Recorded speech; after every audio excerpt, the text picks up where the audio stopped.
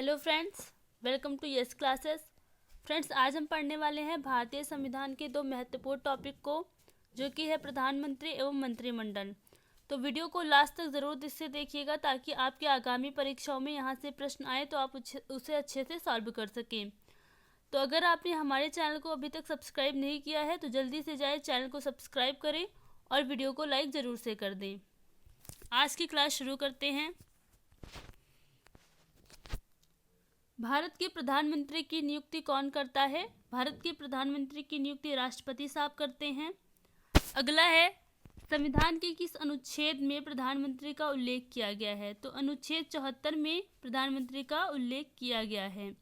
और अनुच्छेद 75 में क्या कहा गया है? अनुच्छेद 75 में है कि प्रधानमंत्री मंत्रिपरिषद का वास्तविक हेड होगा। अगला है, नीति आयोग का अध्यक्ष कौन होता है? तो नीति आयोग का अध्यक्ष कौन होता है? प्रधानमंत्री होते हैं। और नीति आयोग का जो अध्यक्ष है वो तो प्रधानमंत्री होते हैं। वर्तमान में इसके अध्यक्ष कौन है? तो श्री नरेंद्र मोदी जी हैं। और उपाध्यक्ष कौन है? उपाध्यक्ष की बात करें तो सुमन बेरी जी उपाध्यक्ष है वर्तमान में। मुख्य कार्यकारी अधिकारी कौन है? तो श्री परमेश्वरन अय्यर जी जो हैं मुख्य कार्यकारी अधिकारी हैं इसके। और नीति आयोग का फुल फॉर्म क्या होता है? तो नीति आयोग का फुल फॉर्म नोट कर लीजिएगा, national institution for transforming India होता है। तो नीति आयोग का जो फुल फॉर्म है वो काफ़ी बार परीक्षाओं में पूछा गया है, इसलिए ये महत्वपूर्ण हो जाता है। और इसकी जो संकल्पना है वो कब आई थी या फिर कब पारित किया गया था? इसकी स्थापना कब हुई थी? तो 1 जनवरी 2015 को नीति आयोग की स्थापना की गई थी। अगला प्रश्न देखते हैं। संघीय मंत्रिमंडल की बैठक का सभापति कौन होता है? संघीय मंत्रिमंडल की बैठक का सभापति प्रधानमंत्री होता है, जो कि आपका सही आंसर हो जाएगा। प्रधानमंत्री का कार्यकाल कितना होता है? तो प्रधानमंत्री का कार्यकाल जो है वो 5 वर्ष का होता है। प्रधानमंत्री पद से त्यागपत्र देने वाले पहले प्रधानमंत्री कौन थे? तो प्रधानमंत्री पद से त्यागपत्र कौन से प्रधानमंत्री ने सर्वप्रथम दिया था? तो मोरारजी देसाई ने सर्वप्रथम प्रधानमंत्री के पद से त्यागपत्र दिया था। कौन से प्रधानमंत्री सबसे अधिक समय तक प्रधानमंत्री रहे? तो कौन से प्रधानमंत्री थे? ये तो आपको पता होगा कि जवाहरलाल नेहरू जी जो थे वो काफ़ी लंबे समय तक प्रधानमंत्री रहे थे। तो कब से कब तक थे? तो 1947 से लेकर 1964 तक जवाहरलाल नेहरू प्रधानमंत्री रहे। प्रधानमंत्री बनने के लिए न्यूनतम आयु कितनी होती है? क्योंकि लोकसभा से ही प्रधानमंत्री का चुनाव होता है और लोकसभा की नियुक्ति के लिए लोकसभा का सदस्य बनने के लिए 25 वर्ष की आयु आवश्यक है, इसलिए प्रधानमंत्री बनने के लिए न्यूनतम 25 वर्ष की आयु आवश्यक है। संसदीय शासन प्रणाली सर्वप्रथम किस देश में लागू हुई? तो संसदीय शासन प्रणाली सर्वप्रथम ब्रिटेन में लागू हुई थी और यहीं से ही भारत में संसदीय शासन प्रणाली लिया गया है। भारतीय संविधान के अनुसार तथ्यात्मक संप्रभुता किसमें निहित होती है? तो प्रधानमंत्री में निहित होती है। प्रधानमंत्री जो होता है वो कार्यपालिका का वास्तविक हेड होता है। भारत के प्रथम प्रधानमंत्री कौन थे? तो भारत के प्रथम प्रधानमंत्री श्री जवाहरलाल नेहरू जी थे। अभी तक कितने प्रधानमंत्रियों की मृत्यु अपने पद पर रहते हुए हो गई थी? मतलब ऐसे कौन से 3 प्रधानमंत्री थे जिनकी मृत्यु उनके पद पर जब वो थे तभी हो गई थी? तो 3 प्रधानमंत्री की जो है मृत्यु उनके पद पर रहते हुए ही हो गई थी। अगला है, प्रधानमंत्री जवाहरलाल नेहरू, लाल बहादुर शास्त्री एवं श्रीमती इंदिरा गांधी की मृत्यु कब हुई थी? तो इनके कार्यकाल के दौरान हुई थी। उपर्युक्त प्रश्नों में आपने देखा कितने प्रधानमंत्री की मृत्यु उनके कार्यकाल के दौरान हो गई थी? 3 प्रधानमंत्री की हो गई थी। तो अब ये प्रश्न है कि जवाहरलाल नेहरू और लाल बहादुर शास्त्री और श्रीमती इंदिरा गांधी जी की मृत्यु उनके कार्यकाल के दौरान ही हो गई थी। प्रधानमंत्री को पद एवं गोपनीयता की शपथ कौन दिलाता है? तो प्रधानमंत्री को पद एवं गोपनीयता की शपथ राष्ट्रपति जी दिलाते हैं। और अगर प्रधानमंत्री को अपना त्यागपत्र देना हुआ तो वो किसे देगा? तो राष्ट्रपति को देगा। किस प्रधानमंत्री ने एक बार अपने पद से हटने के बाद दोबारा पद संभाला था? तो कौन सी प्रधानमंत्री थी वो? इंदिरा गांधी जी थी। ये अपने पद से एक बार हट गई थी तो इन्होंने इस पद को दोबारा सुशोभित किया था। तो पहली बार इंदिरा गांधी जी कब से कब तक प्रधानमंत्री रही थी? तो प्रथम बार जब ये प्रधानमंत्री रही थी तो 1966 से 1977 तक रही थी। इसके बाद इन्होंने दूसरी बार जब पद संभाला तो 1980 से 1984 तक इनका कार्यकाल था। जवाहरलाल नेहरू के बाद भारत के प्रधानमंत्री कौन बने? तो जवाहरलाल नेहरू के बाद गुलजारी लाल नंदा सर जो थे वो भारत के प्रधानमंत्री बने थे। संसदीय शासन प्रणाली में वास्तविक कार्यपालिका की शक्ति किसके पास होती है? तो वास्तविक कार्यपालिका की शक्ति प्रधानमंत्री के पास होती है, जो कि सही आंसर हो जाएगा। सबसे कम आयु के बने प्रधानमंत्री कौन थे? सबसे कम आयु के प्रधानमंत्री कौन थे? तो राजीव गांधी जी थे। ये सबसे कम उम्र के प्रधानमंत्री बने थे। लोकसभा में बहुमत दल का नेता कौन होता है? तो लोकसभा में बहुमत दल का नेता प्रधानमंत्री होता है, जो कि सही आंसर हो जाएगा। किस प्रधानमंत्री की नियुक्ति के समय वे किसी सदन के सदस्य नहीं थे? तो ऐसे कौन से प्रधानमंत्री थे जो उनकी नियुक्ति हुई थी एज अ प्रधानमंत्री, तब वो किसी भी सदन के सदस्य नहीं थे? तो पीवी नरसिंह राव जी थे, वो किसी भी सदन के सदस्य नहीं थे जब वो प्रधानमंत्री बने थे। कौन से प्रधानमंत्री अपनी नियुक्ति के समय विधानसभा के सदस्य थे या विधानसभा के सदस्य थे? तो एच.डी. देवगौड़ा साहब जो थे वो अपनी नियुक्ति के समय विधानसभा के सदस्य थे, जो कि आपका सही आंसर हो जाएगा। कौन से प्रधानमंत्री एक भी दिन संसद नहीं गए? ये प्रश्न काफ़ी पूछा जाता है कि कौन से प्रधानमंत्री थे जो कभी संसद नहीं गए। तो चौधरी चरण सिंह जी जो थे वो एज अ प्रधानमंत्री कभी संसद नहीं गए। यथार्थ कार्यपालिका की समस्त सत्ता किसमें निहित होती है? तो यथार्थ कार्यपालिका की जो समस्त सत्ता है वो मंत्रिपरिषद में निहित होती है, जो कि सही आंसर हो जाएगा। संघीय मंत्रिपरिषद के मंत्री किसके प्रति उत्तरदायी होते हैं? तो संघीय मंत्रिपरिषद के जो मंत्री हैं वो लोकसभा के प्रति उत्तरदायी होते हैं। भारत में किसी भी सदन का सदस्य बने बिना कोई भी व्यक्ति मंत्री पद पर कितने दिनों तक रह सकता है? तो 6 माह तक रह सकता है। कोई भी व्यक्ति जो है वो 6 माह तक रह सकता है। अर्थात है कि कोई भी व्यक्ति अगर संसद का सदस्य बन गया है तो उसको 6 माह के अंदर वहाँ की सदस्यता लेनी होगी, अर्थात उसे वहाँ से उसको अमान्य मान लिया जाएगा। संविधान के किस अनुच्छेद में मंत्रिपरिषद की नियुक्ति व पदच्युति का प्रावधान किया गया है? तो अनुच्छेद 75 में, जो कि आपका सही आंसर हो जाएगा। मंत्रिमंडल का गठन कौन करता है? तो मंत्रिमंडल का जो गठन है वो कोई केंद्रीय मंत्री करते हैं। केंद्रीय मंत्री को आप कैबिनेट मंत्री भी कह सकते हैं। स्वतंत्र भारत के प्रथम कानूनी मंत्री कौन थे? तो स्वतंत्र भारत के प्रथम कानूनी मंत्री डॉक्टर बी.आर. अम्बेडकर जी थे। कौन सा प्रस्ताव संसद में मंत्रिपरिषद रख सकती है? तो कौन सा प्रस्ताव है जो मंत्रिपरिषद रख सकती है संसद में? विश्वास प्रस्ताव जो है वो संसद में मंत्रिपरिषद रख सकती है।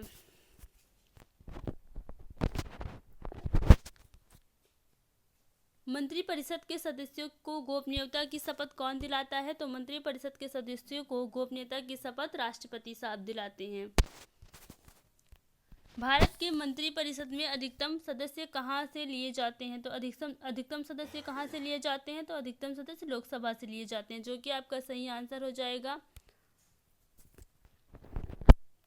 स्वतंत्र भारत के प्रथम प्रतिरक्षा गृह मंत्री कौन थे?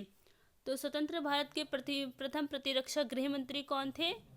सरदार पटेल जी थे, या सरदार वल्लभ भाई पटेल साहब जी जो थे वो प्रथम गृह मंत्री थे। इसी के साथ भारत की प्रथम महिला प्रधानमंत्री कौन थी? तो इंदिरा गांधी जी जो थी वो भारत की प्रथम महिला प्रधानमंत्री थी। स्वतंत्र भारत के प्रथम वित्त मंत्री कौन थे? तो जॉन मिथाई साहब जो थे वो स्वतंत्र भारत के प्रथम वित्त मंत्री थे। क्या राज्यसभा का सदस्य मंत्रिपरिषद का सदस्य बन सकता है? तो बिल्कुल बन सकता है। राज्यसभा का सदस्य मंत्रिपरिषद का सदस्य बन सकता है। तो इसका आंसर हो जाएगा हाँ। संघ की कार्यपालिका का वास्तविक प्रमुख कौन होता है? ये प्रश्न मैंने आगे पढ़ाया। तो क्या हो जाएगा कि वास्तविक प्रमुख कौन हो जाता है? प्रधानमंत्री हो जाते हैं।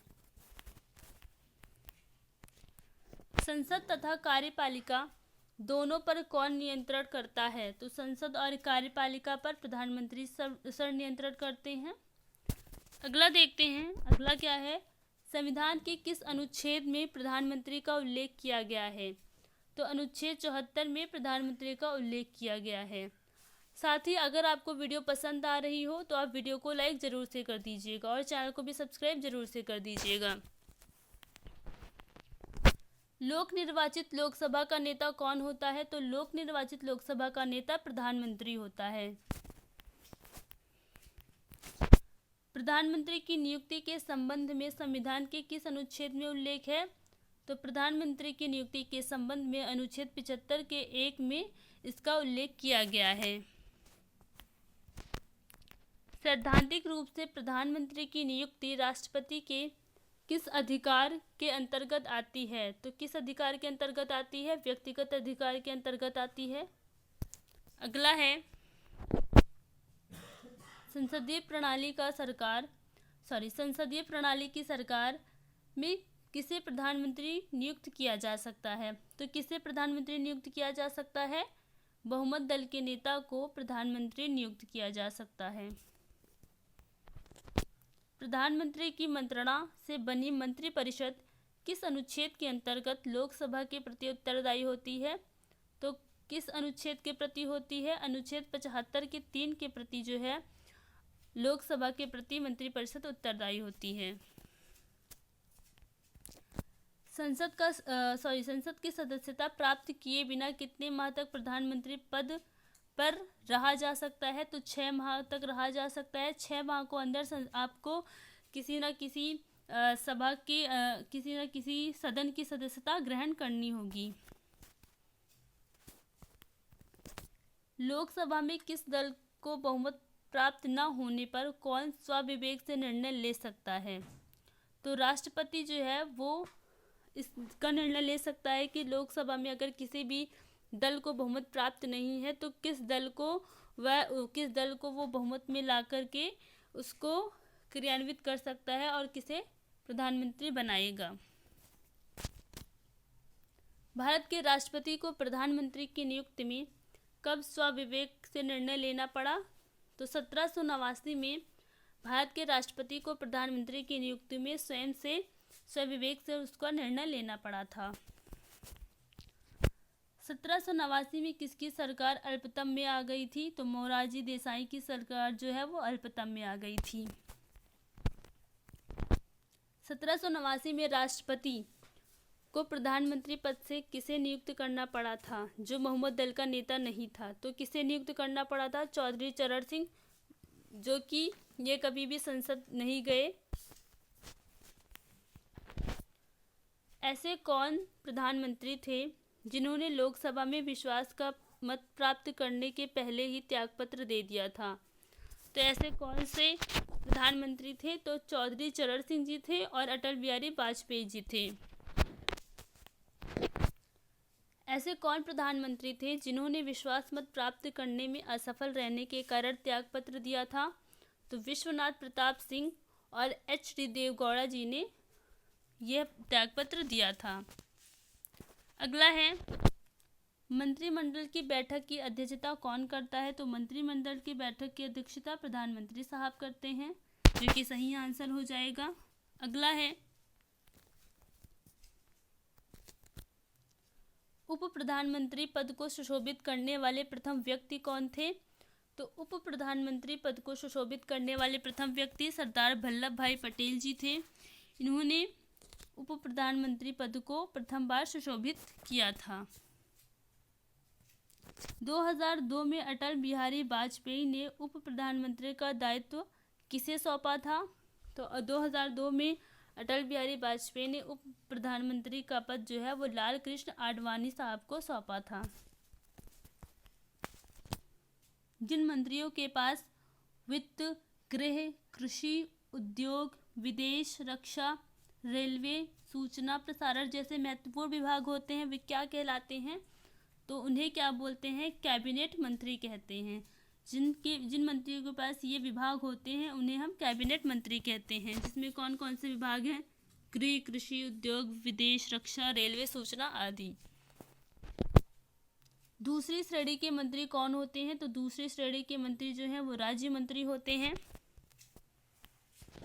अनुच्छेद 75 के 2 के अनुसार मंत्री किसके प्रसाद पर्यंत होते हैं, या मंत्री किसके प्रसाद पर्यंत होते हैं? तो प्रधानमंत्री के प्रसाद पर्यंत होते हैं।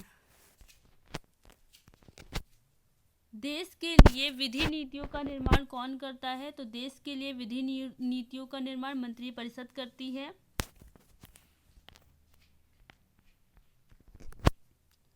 विपक्ष के नेता अगला टॉपिक है, तो इसके भी कुछ क्वेश्चन देख लेते हैं। राज्यसभा में विपक्ष का प्रथम नेता कौन था? तो कमलापति त्रिपाठी जी जो थे वो राज्यसभा में विपक्षी दल के प्रथम नेता थे। सर्वप्रथम किस व्यक्ति को लोकसभा में विपक्षी दल का नेता चुना गया? तो वाई.बी. चौहान को सर्वप्रथम लोकसभा में विपक्षी दल का नेता चुना गया था। लोकसभा में विरोधी दल के नेता के रूप में मान्यता देने के लिए उसके दल के कितने सदस्यों का बहुमत आवश्यक है? तो उसके दल के कितने सदस्यों का बहुमत आवश्यक है?